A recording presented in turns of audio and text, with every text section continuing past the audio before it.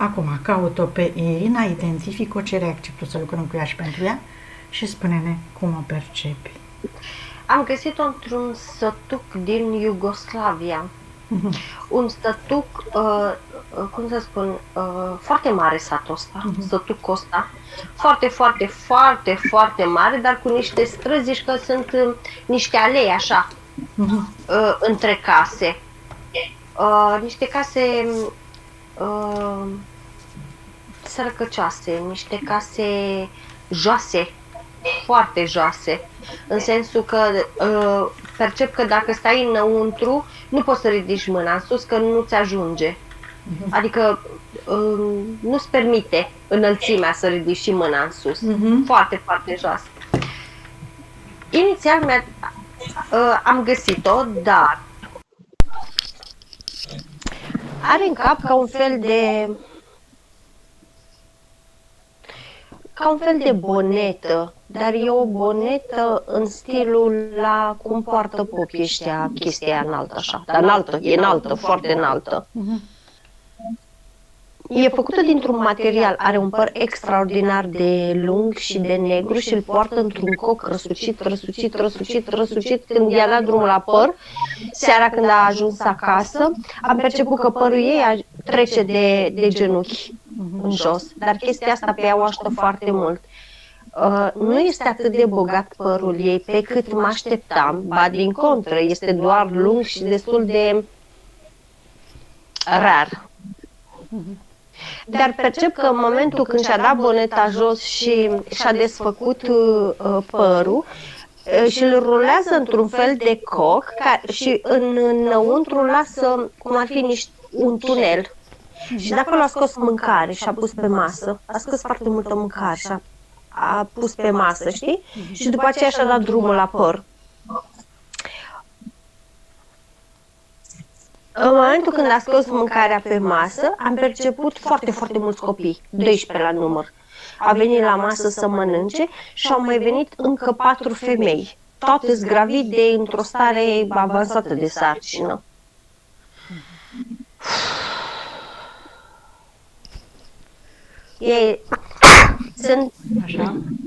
Sunt surori. Dar ea n-are copii. Ăștia toți sunt copiii surorilor. Dar niciuna nu e căsătorită.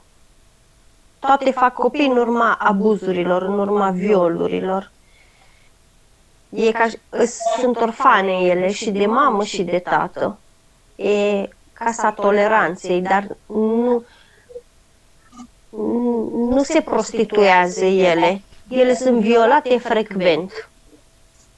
Frecvent sunt violate, nimeni nu le apără, nimeni nu le ajută cu nimic, pur și simplu nu pot să riposteze. Le e frică să riposteze. Bărbatul e la putere aici. Ea este singura care, și ea este violată destul de des, dar este singura care n-a rămas însărcinată până acum. Oarecum este sterilă, au spiritul meu că îmi spune, lucru benefic pentru ea. Dar nebenefic pentru că ea continuând să stea în aceeași casă, din milă, din sacrificiu, e ca și când ea duce greu familiei. Ea este și cea mai mare, ea e mamă, ea e tată, ea e bunică, ea e tot pentru copiii respectivi și pentru surorile ei. Dimineața când se trezește, înainte să răsară soarele, percep că la fel își prinde părul ăsta în coc sub boneta respectivă, care ți-am zis, pare avea un handicap, așa de mare pare capul ei cu boneta asta.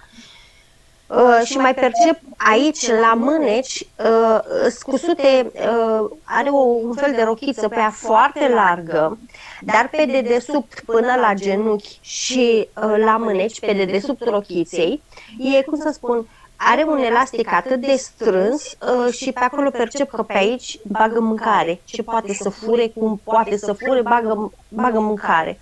Și se duce la un fel de casă boierească.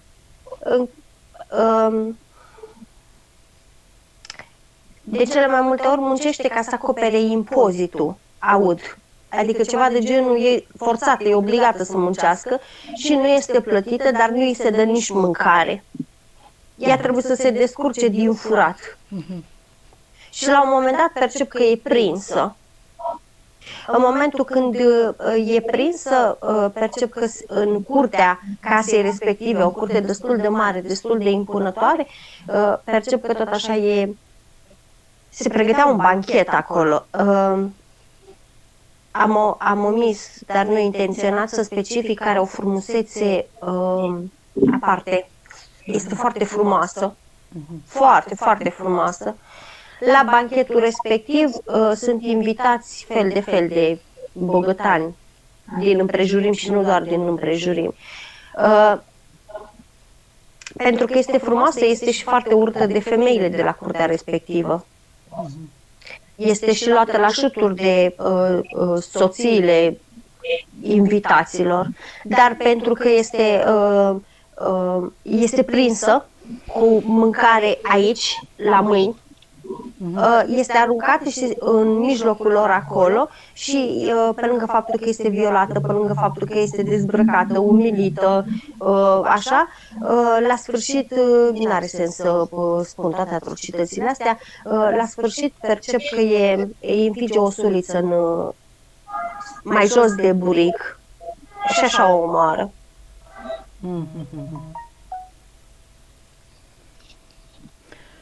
Cu câte vieți în urmă se întâmplă asta, Maria?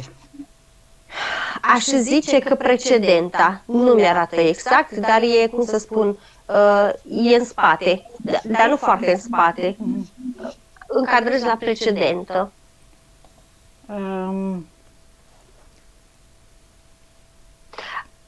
O chestie foarte importantă spune spiritul meu, am vrut să plec de acolo să fac camera de lucru, dar m-am întors înapoi la casă, pentru că absolut nimeni nu le dorea în preajmă, nu le suporta, adică nici măcar vecinele nu aveau milă față de ele, pentru că și bărbaților veneau să le violeze pe astea-alte. Toți în casa respectivă ajung să moară de foame până la urmă, se îmbolnăvesc de subnutriție și ajung să moară de foame. Prin ce zonă a lumii se aflau ele? Iugoslavia, am zis. Iugoslavia. Ai zis. Câtă energie a sufletului avea ea acolo, înainte să moară? 78. 78. Câtă energie a sufletului are ea acum aici? 38.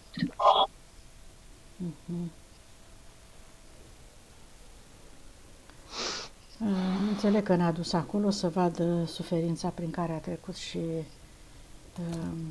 modul ei de viață, dar să te uiți dacă că vrea să știe și asta, dacă persoanele cu care s-a întâlnit acolo le regăsește în această viață vreuna dintre ele. Toți sunt în viața asta. Deci cu toți a fost karmic, este karmic, și cu soțul și cu... Toți.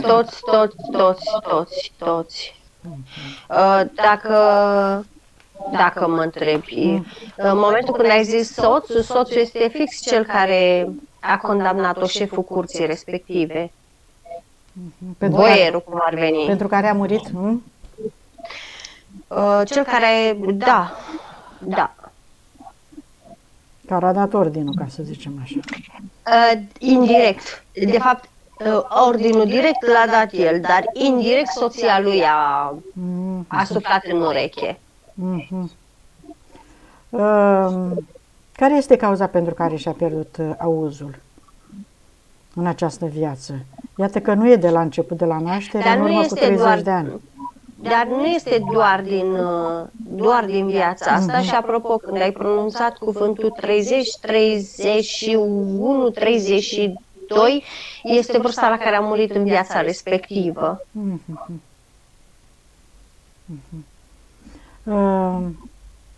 Și nu este doar cauza din viața asta, este, cum să spun, este atât de mult pe sacrificiu, are o bunătate ieșită din comun. în interiorul ei. Are o milostenie ieșită din comun și milostenia și bunătatea asta, vieți la rând, îmi spune spiritul meu, a dus-o la sacrificiu pentru ceilalți. Deci a muncit până la moarte pentru ceilalți. Ea s-a sacrificat pentru ceilalți, ea s-a lăsat deoparte pentru ceilalți și chiar dacă prin vise i s-a spus, gândește-te și la tine, faptul că te sacrifici îți aduc în realitatea ta oameni care au nevoie de ajutorul tău și mai acut, și mai acut, și mai acut. Iar ea nu concepea chestia asta. Ea era acolo să servească și să deservească în special membrii familiei. Bine. Păi hai că subiectele o să le descoperim mai târziu. Deocamdată hai să vedem dacă are contracte, dacă are... Nu, spune-ne întâi câte vieți a avut în viața pe Terra. 738. De unde vine? Aș zice Sirius. De ce a venit? Voluntar. Ajutorare, da. Voluntar ajutorare. Dacă și-a păstrat dorința asta de a face bine, e clar că, așa cum vin majoritatea, să ajute și celelalte suflete. Bine, păi hai să vedem câte contracte are, cu cine are. Dacă sunteți pregătite să chemăm... Se pare că spiritul ei nu e pe acolo, da? La 38 sau... E conștientă de spiritul ei? Este acolo, nu este conștientă de spiritul ei, este acolo, ea simte tot timpul o prezență lângă ea, o prezență neutră, dar are conexiunea dintre ei doi, este, cum să spun, este ca un zid. Ea nu e convinsă că, de fapt, sigur că da, religiile ne-a ajutat să fim conștienți de prezența altora, nu de prezența spiritului nostru.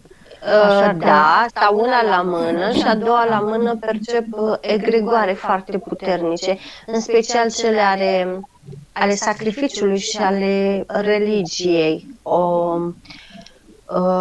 O țin foarte strâns, foarte captivă. Bun. Hai să facem pregătirea și să chemăm toate contractele. Rugăm și spiritul ei dacă poate să ne audă și să Pe noi ne aude. ne ajute și dacă poate să vină alături de noi și vom lucra prin conștientizarea spiritului alături de sufletul ei. Și hai să chemăm toate contractele. Cât număr până la 3, dăm comandă acum să vină toate entitățile cu toate contractele din toate timpurile și spațiile pe care le-a făcut în detrimentul ei, cu toate punctele, subpunctele, copiile, hologramele, absolut toate care au fost, care îi sunt nocive și care îngreunează evoluția și conștientizarea și eliberarea ei.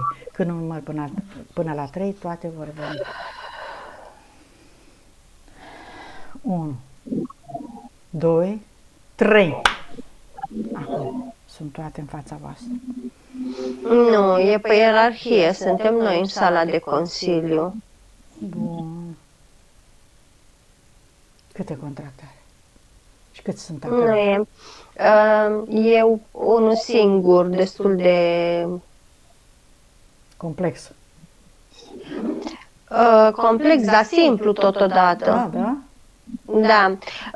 Uite, ca puncte prioritare percep aici pierderea, sacrificiu, suferință, obediență, sclavie, muncă, oboseală, insomnie, confuzie, frica de exprimare,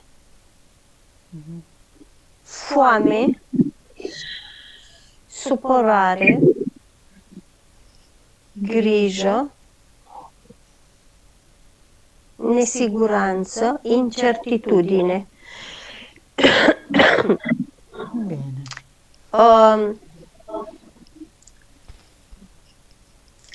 îmi traduce spiritul meu.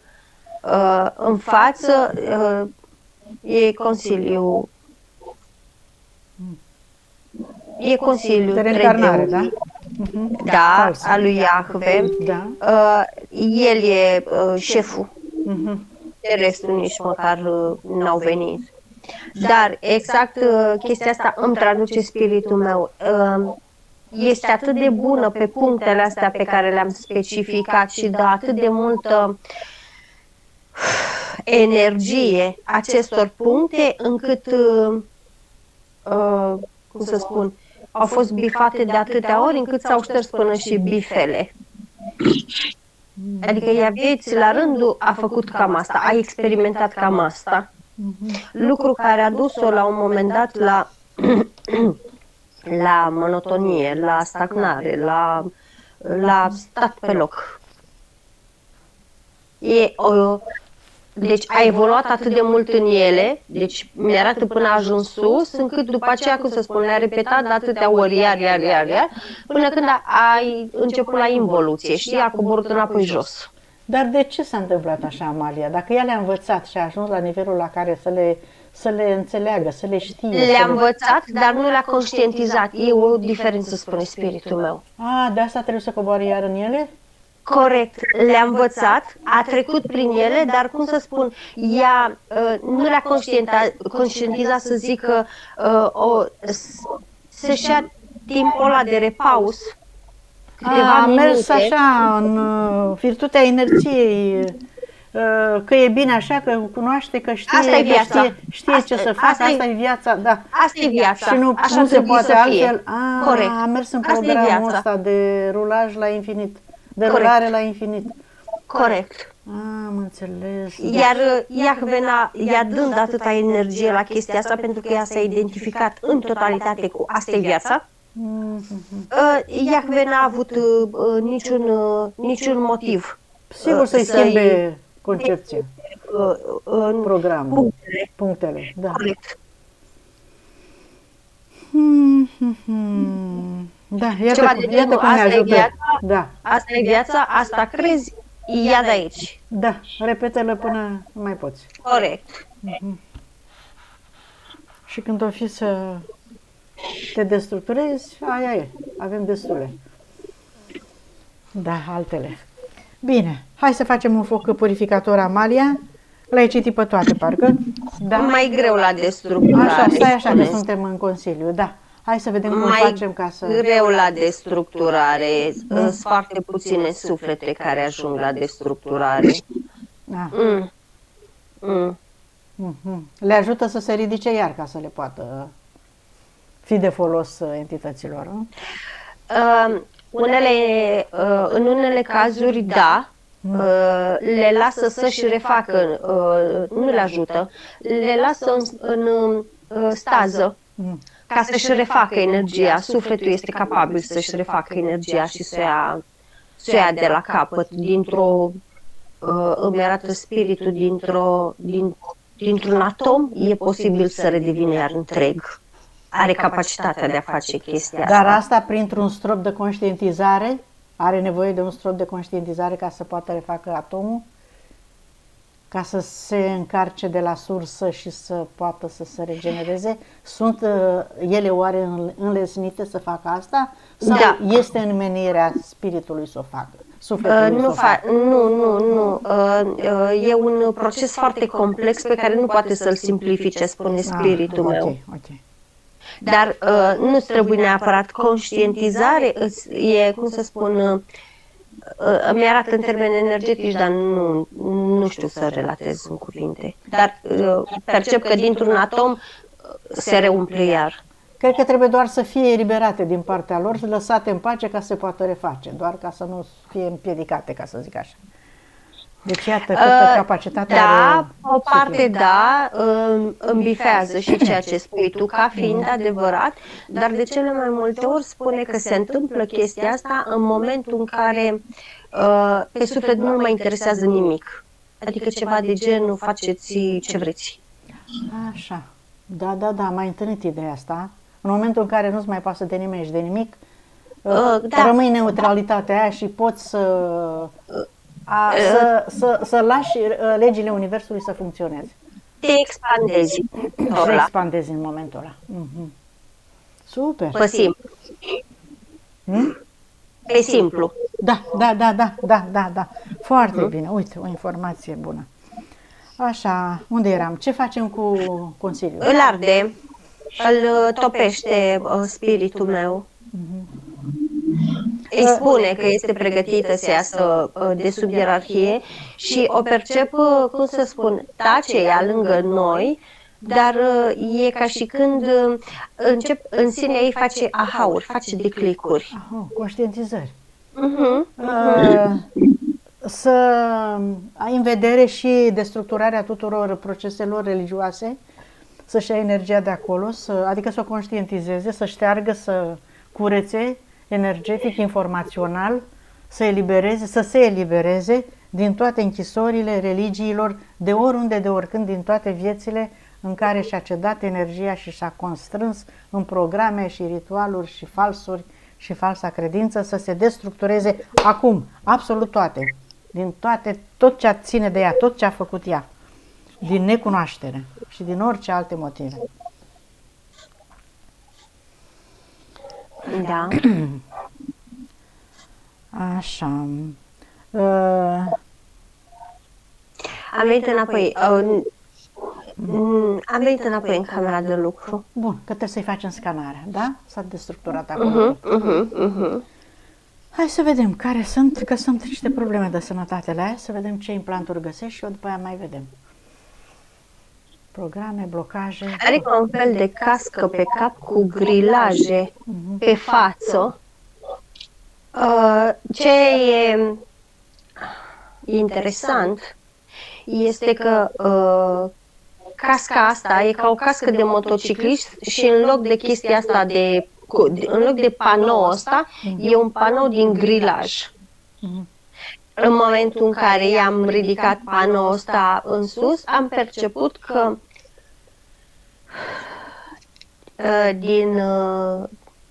din partea stângă către partea dreaptă, bine, poate să fie și invers, casca aceasta e legată prin urechile ei. Știi? Adică e prinsă de ea cum ar veni. În interiorul ei, așa.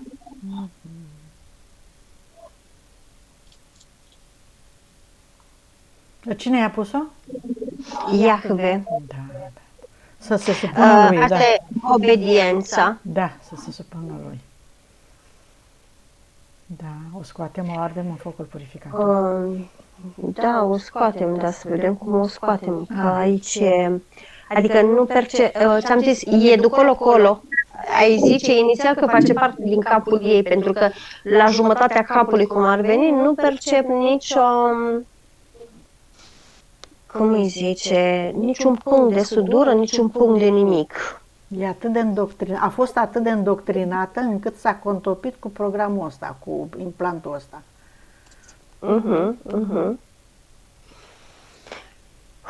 Rugăm spiritul și sufletul ei să-și îndrepte atenția în interiorul capului și să conștientizeze că această energie nu îi aparține ei, nu este de folos, nu este necesară și o să o perturbe de acum încolo și o să o întoarcă înapoi la suferință și la vechile programe.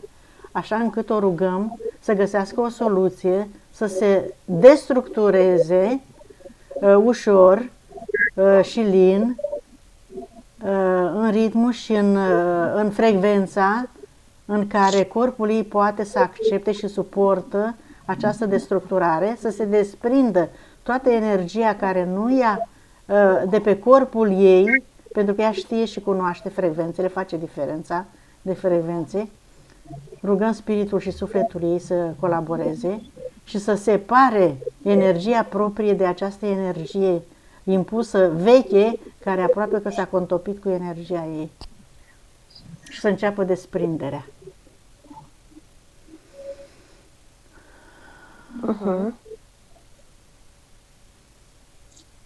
Și rugăm și spiritul meu să contribuie, să participe și să fie atent, să destructureze această energie, această structură, ușor, fin, din capul ei, din urechile ei, din toate organele ei sensibile, din creierul ei, să fie conștientă că ea va fi mai puternică, se va putea reface celulele ei dacă va îndepărta această energie falsă, energie grosieră care nu-i aparține. Este o energie străină ei. Să o elimine. Să o elimine cu toată voința, cu toată puterea ei, cu toată încrederea ei. Să-și aibă curajul. A reușit? Da. Ați reușit. Bravo! O eliminăm, facem un foc purificator pe frecvență corespunzătoare ca să o ardă în totalitate, cu tot programul ei, cu toate amprentele ei, cu toate, orice hologramă, orice amprentă să se destructureze, orice informație să dizolvă și se transformă în energie pură acum.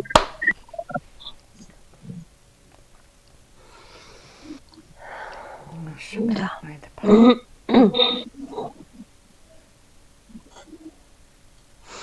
Îi scoate pe spate, are 3 fetuși măricei. Să curățe. E una dintre cauzele insomniei ei. E ceva de genul, ea în continuare îi hrănește atât energetic cât și în fizic, îmi vine să zic. Se gândește și materializează, se gândește puternic la emoțiile care i-au provocat aceste eforturi, dar îi spunem că nimic, nu există vină, nu există vinovăție, Irina, nu există vină, nu există vinovăție, toate sunt experiențe, le acceptăm ca atare, le considerăm doar ca experiențe, ca să ne putem detașa și deconecta, te ierți, te accepti și te eliberezi acum de toate aceste informații false, de vinovăție, de frică, de tot ce ai creat tu cu mintea și cu inima. Și transform totul în iubire, ca ei să poată pleca în liniște, în armonie, în drumul lor, pe frecvența lor. Îi eliberezi în liniște și iubire. Accepți eliberarea lor, te acceptă și îi accepți. În energie pură.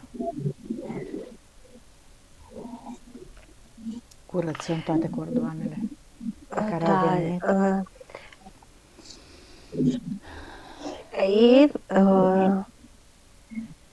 Are și un dezincarnat, un copil de 4 ani.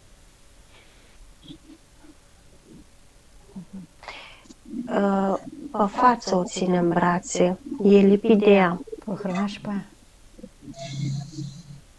Cu siguranță îi sorbea energie. De când îl are? Din viața asta sau e mai vechi? Da, din viața asta. E ca și când îi zice mami, e ca și când dezincarnatul ăsta, copilul ăsta crește, anevoios, dar crește lângă ea. Nu știe altceva. E frică să plece. Nici ea nu-i dă drumul. Ea are 2 surori decedate. Vezi, s-a prins sufletul vreuneia din surori de ea? Nu, E mai vechi? 4 ani. 4 ani. 4 ani are de când îl are? De când îl poartă? 4 ani. Are Nu, 4 ani e vârsta copilului, îmi spune. Deci, păi asta înseamnă. De 4 ani. Îl ține. Nu de 4 ani. 4 ani e vârsta copilului, a dezincarnatului. Da, când a primit? Așa are forma de 4 ani copilul ăsta. 4 ani îmi spune că are.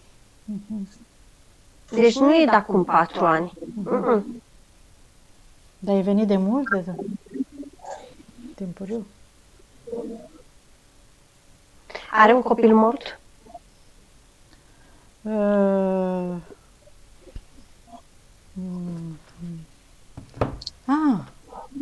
Stai numai un pic. Primul copil decedat la 4 ani de leucemie. Wow! Ele. Wow. Da. Ele. Nu i-a dat drumul, da? Nu s-a împăcat cu ideea. Nici ea nu i-a dat drumul, nici el nu i-a dat Nu drumul. s-a îndurat să plece. Da, și de atunci îl ține. Da. E de mult îl ține, da, de când era tânără, da. E clar. Ea acum având 70 de ani, da. Bun, hai să o determinăm să-l elibereze, să rugăm spiritul și sufletul să înțeleagă și să o facă să conștientizeze că este bine să nu-l mai hrănească și să redea libertatea ca el să evolueze, trebuie să fie liber, să se hrănească cu energia pură a sursei și îi deschidem un portal.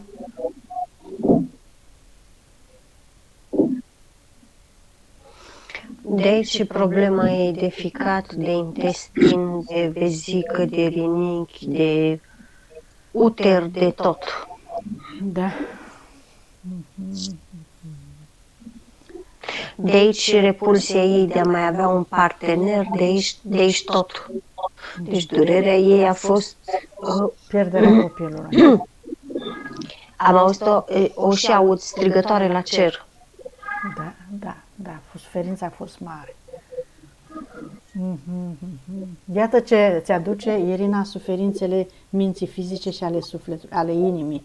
Când suferim cu emoții și cu gânduri și repetăm aceleași suferințe, ajungem să ne îmbolnăvim, să ne creăm blocaje cu auzul, cu vederea, cu ficatul, cu intestinele, cu toate. Deci trebuie să dăm drumul, să luăm ca experiență tot ce ni s-a întâmplat ca să nu suferim.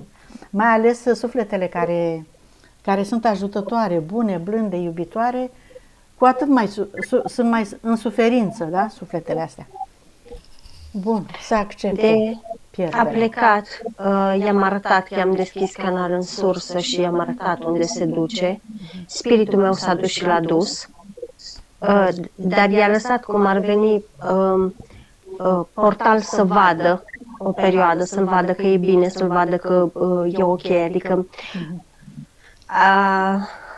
și văd acum spiritul ei că îi scoate atașamentul excesiv, îi scoate durerea, îi scoate frica, îi scoate mila, îi scoate frica că nu e copilul bine, frica că nu sunt copiii bine. Imediat i le-a scos pe astea ca să poată să putem să închidem portalul ăsta. Și grija excesivă în față de el. Eu scoate și pe asta. Da.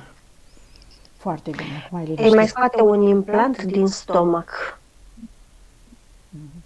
Ăsta iar este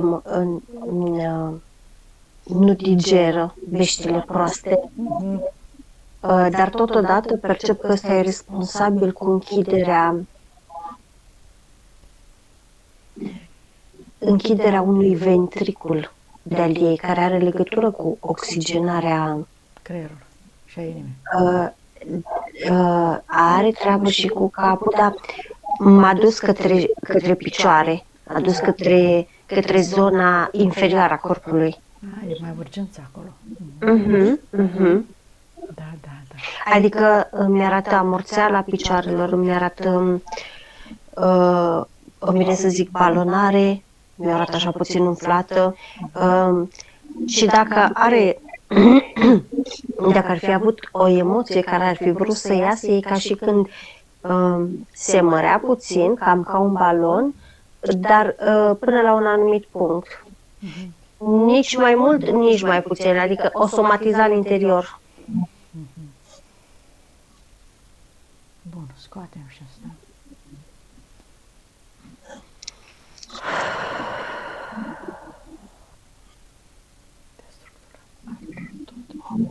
Cu toate informațiile. Nisip energetic în rinichi. Foarte, foarte, foarte mult nisip energetic în rinichi.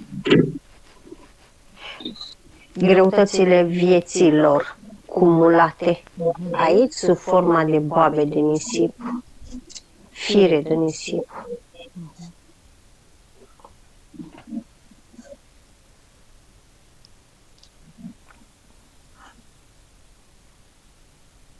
Energie stagnantă, foarte, foarte, foarte multă pe picioare, pe chakra sacrală, iar e încorporată chakra sacrală, nu? în energie stagnantă. Chakra inimii, la fel, foarte, foarte dezechilibrată o parte din ea. Chakra gâtului, la fel.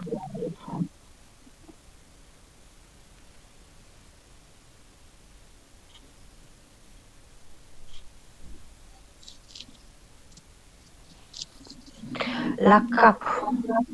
Da.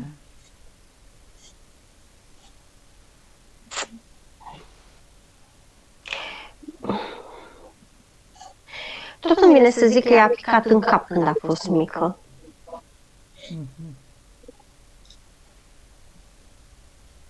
Deci are o chestie, i-a picat în cap când a fost mică. În momentul când a... Acum înțeleg de ce simțeam durerea în vârful capului. A picat în cap până în vârsta de 3 ani. S-a cățărat pe ceva, așa, pac, a picat în cap, fix în creștetul capului aici. Asta i-a, cum îi zice? Asta e favorizată casca aia? Sau? Nu. În schimb, i-a comprimat puțin, parcă i-a turtit puțin 2 vene de aici, din vârful capului. De-aia tot simțeam eu, îmi venea să spun ABC. Sunt 2 vene puțin mai turtite.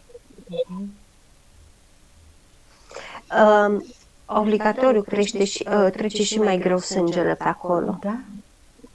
Și totuși, uite, a rezistat până la vârsta asta, fără ABC.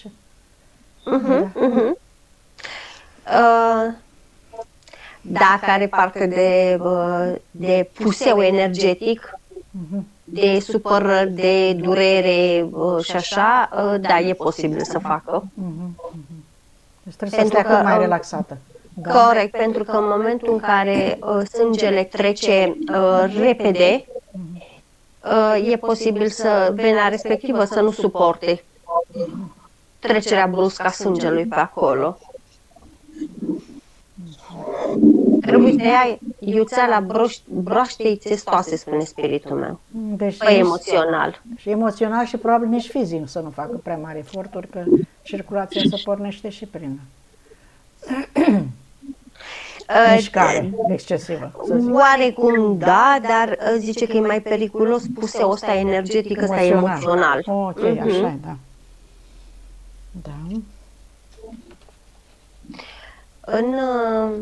În uterul ei are, e normal să aibă energetic și uter și bilă și dar, în schimb, la bilă îi percep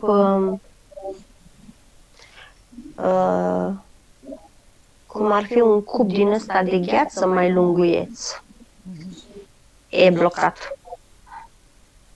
Inclusiv meridianul bilei, vesicii biliare e blocat. În schimb, s-a încercat hibridare de foarte multe ori la ea. N-a funcționat hibridarea, în schimb a fost ținută pe post de incubatoare. S-au adus fetuși în altă parte, s-au ținut acolo o perioada de întremare. La ea nu a fost un fel de terapie intensivă. Terapie intensivă pentru născuții prematur a altor hibridări, știi? A fost mediu propice. Asta înseamnă consumul de energie la greu. Corect, dar asta înseamnă și că la un moment dat, în timp ce se mișculau pe acolo, îi provocau dureri, îi provocau senzație de arsură, îi provocau senzație de tăiere și la un moment dat, cum să spun, percep că fetușii respectiv parcă voiau să iasă de acolo, știi? Și împingeau uterul în afară. Da, nu se adaptau. Ba da, se adaptau, dar erau ca bebeluși, vreau să exploreze, vreau să iasă. De ce erau ținuți aici, știi? Și le-a reușit? Creațiile astea? Nu sunt creațiile ei, sunt Nu, creații... ale cui erau?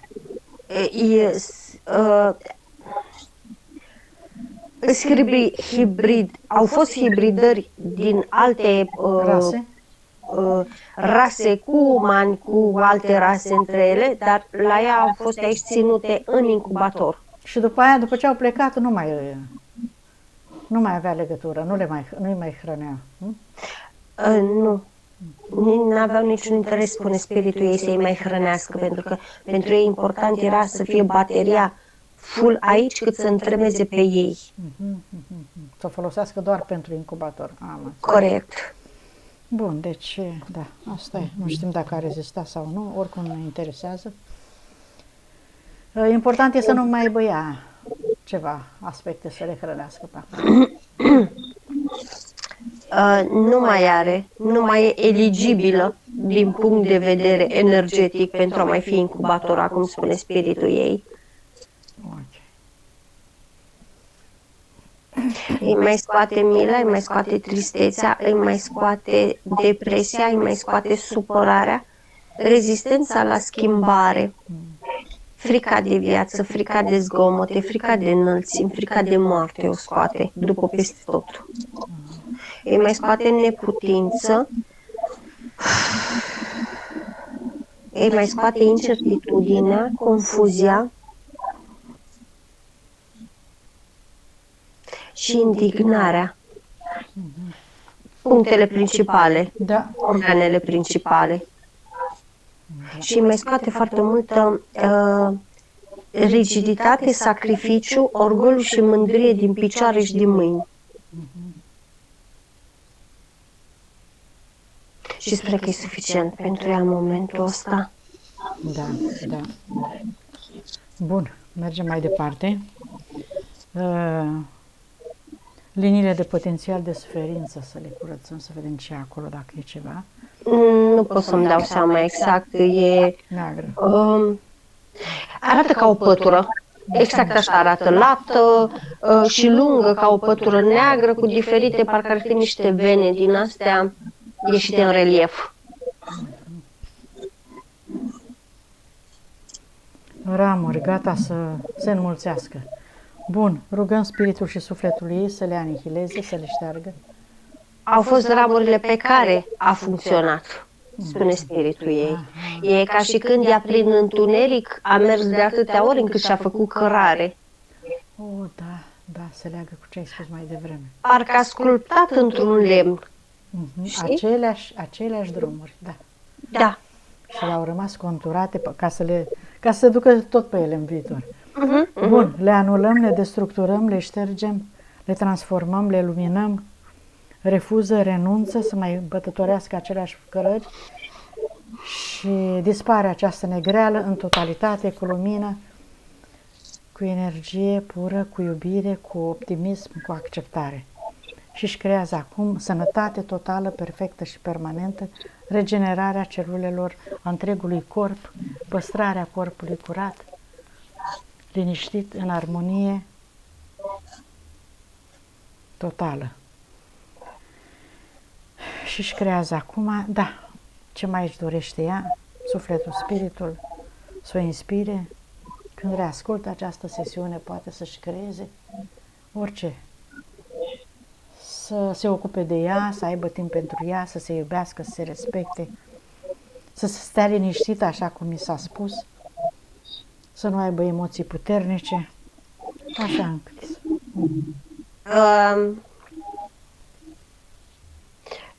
Aici, ea cred că stă cu fata, își pune aici, și a pus chestii mai multe.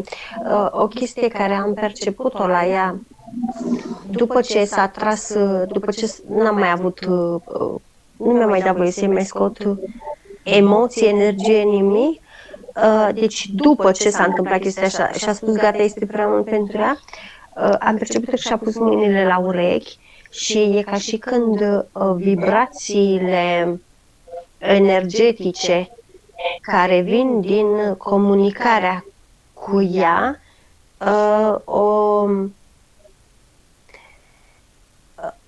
o agită, îi provoacă durere. O mișcă îi prea provoacă tare. disconfort. O mișcă prea tare din interior. Începe să audă și nu este obișnuită cu chestia asta. În interiorul ei, momentan, celulele Se dezmorțesc. se reașează, da, se dezmorțesc, se clarifică. Tocmai de aceea am perceput spiritul meu că a venit și mi-a pus la gură ca un fel de frecvență, mi-a dat și o denumire de extompare a timbrului vocal.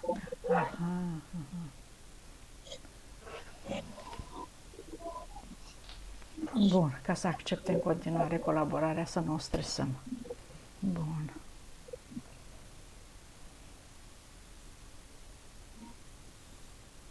Ca să nu-i provocăm disconfort, ca ea să refuze după aceea auzul, Exact. să-și reconstruiască singură căști. Bun. Să accepte vindecarea, auzul, ușor, lent, până când îl acceptă total și hai să o deconectăm și de la egregoare, conștiințe colective, că ai zis că este conectată la multe, astrale inferioare și tot ce mai are, entități și câmpurile lor. Are. Bun, deconectăm. Are din toate mai mult decât îi era necesar.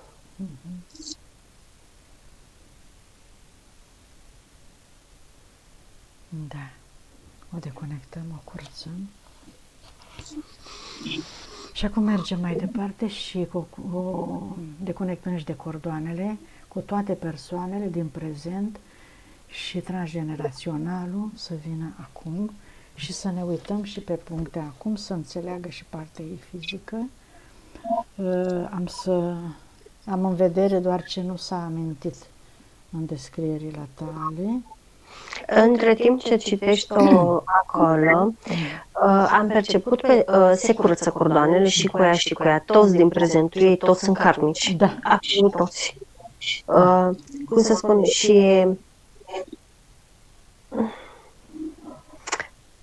pe lângă faptul că sunt karmici, parcă se simte datoare față de ei. Îs acorduri. Promisiuni de ale lor de atunci. Corect. Adică toți o văd ca pe un fel de, nu aș zice neapărat salvator, dar toți o văd ca pe cineva bun de ajutor, bun de muncă, pe care te poți baza întotdeauna. Avem noi o vorbă, mama răniților. Corect. În schimb, pe transgeneraționalul ei, la fel, în timp ce se curăță, la fel percep foarte mulți strămoși din transgeneraționalul ei au avut probleme cu foamea și au fost nevoiți să fure, în special mâncare, și au fost nevoiți să facă multe nelegiuiri pentru mâncare, atât pentru ei cât și pentru membrii familiei. Și toți au sfârșit, am perceput, omorți din cauza asta.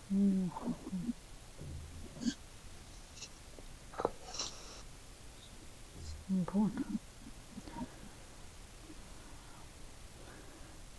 Înainte să curățăm și să tăiem cordoanele, vrea să știe dacă este benefic să continue relația cu soțul, de care este separată momentan. Sunt în țări diferite. Și în bunătatea ei își pune, iată, întrebarea asta. Deși, dacă s-a separat, e clar că... Depinde ce înseamnă pentru ea să continue, spune spiritul ei. Să se mute cu el sau să rămână cu fata? Hai să zicem așa, că știm situația lor. Nu-i spunem așa, dar în schimb, spiritul meu din start s-a dus, a pus mâna pe inima ei, din start mi-a arătat 50 beneficitate, adică a fost foarte tranșant la chestia asta. Și spune exact așa, este o lecție pentru ea de a lua ea decizii, la care spiritul ei e ceva de genul mai cum să mă exprim, ceva de genul, ok, hai să-i dăm o mână de ajutor, cum ar veni, știi? Și îi spune exact așa, la fel, îi pune mâna pe inimă și îi spune exact așa, ascult-o pe asta. ea de fapt în sinea ei își dorește să stea cu fata. În sinea ei, asta e dorința ei. Dar are frica să nu supere, frica să nu deranjeze, frica să nu... Să nu facă vreun păcat. Că s-a despărțit și îl lasă să sufere pe omul ăla și ce? Nu e vorba de asta. Nu are chestia asta deloc față de el. E teamă să nu fie o povară, să nu devină o povară pentru fată. Pentru fată. Înțelegi? Dar ea în sinea ei asta își dorește. Asta își dorește ea. Să rămână cu fata, da? Da. Ok. Asta este. O să facă probabil ce simte. Bun. Toți sunt karmici. Compatibilitatea cu Italia sau Moldova? Italia. Așa. Adică Moldova are 48, Italia are 88. Bun, restul s-a vorbit despre sănătate și tot ce s-a întâmplat în corpul ei. S-a redat. Acum să transmitem informația aia, Maria, să curețe cordoanele cu iubire, cu acceptare, să le spună vă accept, vă iert și vă eliberez acum pentru totdeauna. Aveți grijă de sufletul și spiritul vostru, singurele în măsură să vă ajute să vă recuperați în viitor și să-și ceară iertare de la toți și toate, să transmită și transgeneraționalului tot ce este, ce pot ei recepționa la nivelul lor situația asta și că se pot hrăni în liniște, lumină, să se ierte pentru că au furat și tot ce au făcut, pentru că nu este doar vina lor, este vina situației în care se afla societatea la acel moment, programele, prietenii care îi inspirau, influențau și așa mai departe, adică factori externi. Nu există vinovăție, există experiențe. Bun, să curețe, să taie cordoanele și să se elibereze, să accepte și să se elibereze, să se accepte și să se elibereze. Da. Să-i facem și conexiunea cu energia pură a sufletului. Da, sursei. Cu energia pură a pământului întâi, scuze, da, mă uitam la spirit, vreau să zic să cheme și spiritul să-i fie alături, că așa nu se poate comunica cu ea deocamdată și prin intermediul nostru rugăm spiritul să se alăture ca să o ajute să-i facă conexiunea cu energia pură a pământului, cu cele două lumini din centrul tălpilor, să le coboare până în adâncul pământului, să întâlnească sfera de energie pură a pământului, cu care să se conecteze acum cu iubire și recunoștință. Să se întoarcă, să se umple de această frecvență de putere, de încredere în ea, alături de sufletul și spiritul ei, până în creștetul capului și de acolo să-i facă conexiunea cu energia pură a sursei și conștiinței universale. Să-și caute matricea originală cu toate calitățile, valorile ei, cu adevărul și puterea, cu libertatea, cu voința ei, să se întoarcă în interiorul ei și să-și activeze toate memoriile și puterea inimii, să accepte să integreze energia masculină cu energia feminină și să vedem dacă e posibil integrarea celor trei părți, suflet, spirit și mentalul fizic.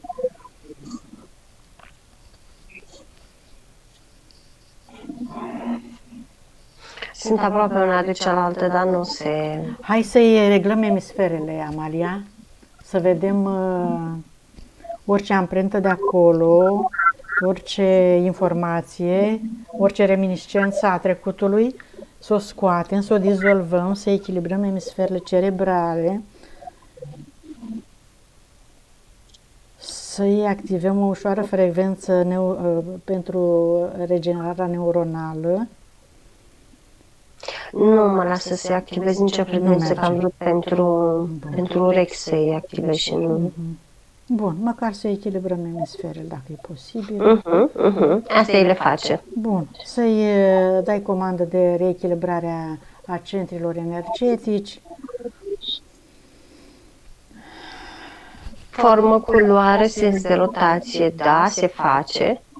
Așa, și câmpurile, la fel, se curăță toate amprentele trecute, rămase, toate urmele, rezidurile negative, echilibrează formă, culoare, mărime, da, să fie intacte și să-i constituie protecție totală și permanentă de acum încolo și să rămână aproape de sufletul și spiritul ei, spunem minții, ca să se integreze într-un eventual viitor, când ea este pregătită să o facă. Da.